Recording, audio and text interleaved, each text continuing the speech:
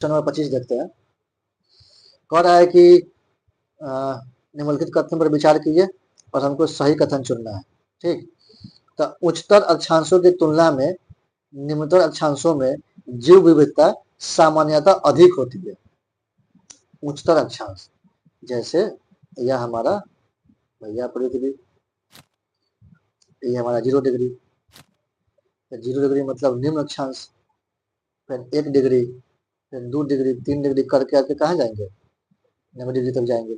यहाँ भी 1 2 3 4 करते करते कहाँ तक पहुंचेंगे, 90 डिग्री तक हम पहुंचेंगे। तो वही कह रहा है कि उच्चतर अक्षांश मतलब उच्च अक्षांश की तुलना में जो निम्न अक्षांश है, मतलब 1-2 डिग्री जो निचला अक्षांश है या अक्षांशों में जीव विविधता सामान्यतः अधिक होती है। बिल्कुल सही बात है, क्योंकि जैसे जैसे ऊंचाई पर जाइएगा तो आपको पूरा बर्फीला मिलेगा आपको, क्योंकि ध्रुव है, ध्रुव पर क्या होती है कि सूर्य की किरण पहुंच नहीं पाती है, तो पूरा रीजन बर्फ वाला रीजन हो जाता है। तो जहाँ बहुत ज्यादा ठंडा पड़ती है और जहाँ बहुत एकदम माइनस में 50 डिग्री 40 डिग्री टेम्परेचर आता है, वहां पे कहाँ से जीव की उत्पत्ति होगी। तो इसलिए इस वाले रीजन में जैव विविधता अधिक पाई जाती है। देखते हैं कि अमेजन का जो बेसिन हो गया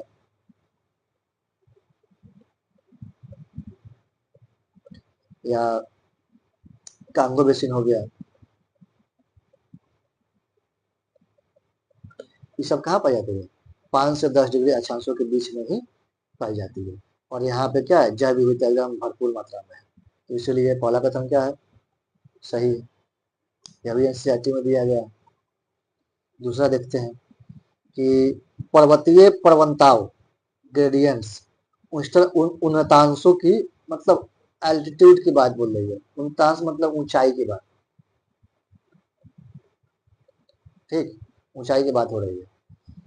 तो पर्वतीय प्रवणताओं में उच्चतर अक्षांशों की उन्नतांशों की तुलना में निम्नतर उन्नतांशों मतलब लोअर एल्टीट्यूड और ग्रेटर एल्टीट्यूड में जीव विविधता सामान्यतः अधिक होती है। फिर से पढ़ते हैं कि पर्वतीय प्रवणताओं में उच्चतर अक्षांशों की तुलना में निम्नतर अक्षांशों में जीव विविधता सामान्यतः अधिक होती है। यह भी सही है, कभी सही है। ये कह रहा है कि अगर ऊंचाई पर हम जाते हैं, ठीक है, जैसे ये हमारा कोई पहाड़ है, ठीक है, तो यहाँ से हम चीजें देखते हैं, ऐसे देखते हैं। तो धीरे धीरे जब ऊंचाई बढ़ती जाती है, इसकी ऊंचाई बढ़ रही है, ठीक है, तो यहाँ पे क्या है कि जनसंख्या ज्यादा होगी, जीव विविधता ज्यादा होगा, ठीक है। लेकिन जैसे जैसे ऊंचाई जाती जाएगी तो जीव विविधता में कमी आती है। आप देखते हैं कि जो बहुत ऊंची जगह पे होती है वहां पे जीव विविधता कम पाई जाती है, लेकिन जो जैसे जैसे जो निचाई भाग होता है, नीचे वाला जो कम ऊंचा होता है, वहां पे जीव विविधता अधिक होती है। आप खुद देखे होंगे आंखों से, या कभी घूमने होंगे, मसूरी वगैरह गए होंगे घूमने, या इसका अनुभव रहा होगा, ठीक है।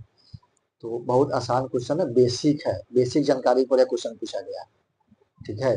लेकिन जैसे जैसे आगे बढ़िएगा तो आपका लेवल हार्ड होता जाएगा, लेवल धीरे धीरे यूपीएससी बढ़ा रही है। तो दूसरा भी कथन सही है, तो पहला सही है, सॉरी, तो पहला भी सही है, दूसरा भी सही है, तो हमारा सी कथन सही हो जाएगा, बोथ 1 and 2 दोनों।